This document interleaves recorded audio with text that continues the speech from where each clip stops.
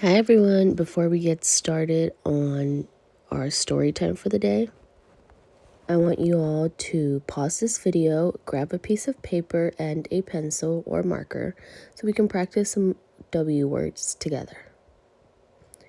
Now after you grab your piece of paper, let's write the numbers 1, 2, 3, 4,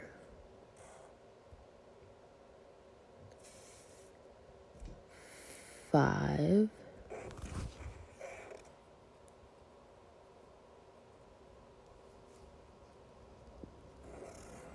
6, 7, 8. And now let's start practicing our first word. Now this one's a funny one because when you ask this one, you always have to put a question mark at the end of it because it's a question. It's why. So you spell that W-H-Y. The next word is going to be wait. That's W-A-I-T. That spells wait. Your next word is going to be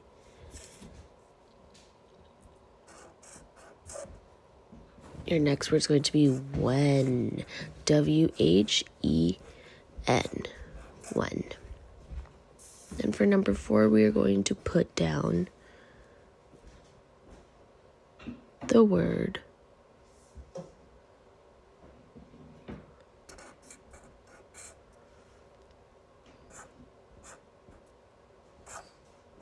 what, and that is W-H-A-T. What. Now for number 5, let's put down wave. And that's going to be W-A-V-E. Wave. For number 6, let's write down water. W-A-T-E-R. Now, number 7 is going to be wolf. So that's W-O-L-F.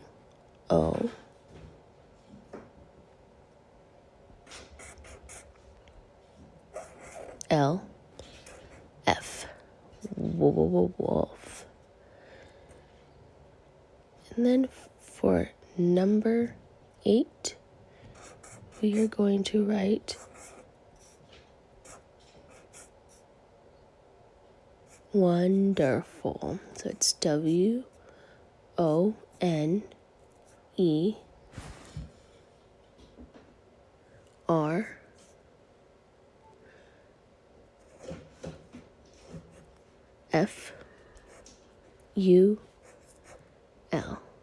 And just to make it fun, I did an extra one for number 9, and I wrote wild. W-I-L-D. Wild. So I took a picture of the words here so you guys can pause the video and practice the words in case I was going too fast. You guys could take a look at the words and practice your letter W. Now let's get started on the book. This story is called Where the Wild Things Are. Now it has 2 letter W's in the title. Did you guys see that? This is one of my favorite books, guys. Where the Wild Things Are. Stories and pictures by Mari Sendak. The night Max wore his wolf suit and made mischief of one kind and another. His mother called him Wild Thing, and Max said, "I'll eat you up." So he was sent to bed without eating anything. That very night in Max's room, a forest grew. And grew.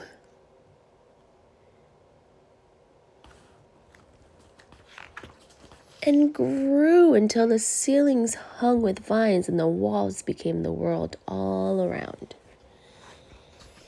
and an ocean tumbled by with a private boat for Max, and he sailed through the night and day, and in and out of the weeks, and almost over a year to where the wild things are.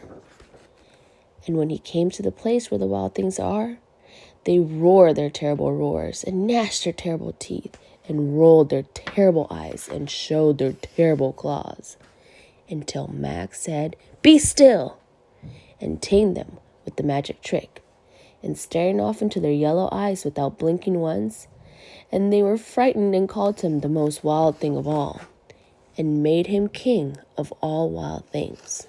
"And now," cried Max, "let the wild rumpus start." They danced through the night, and they climbed the trees all night long, and they danced more with King Max.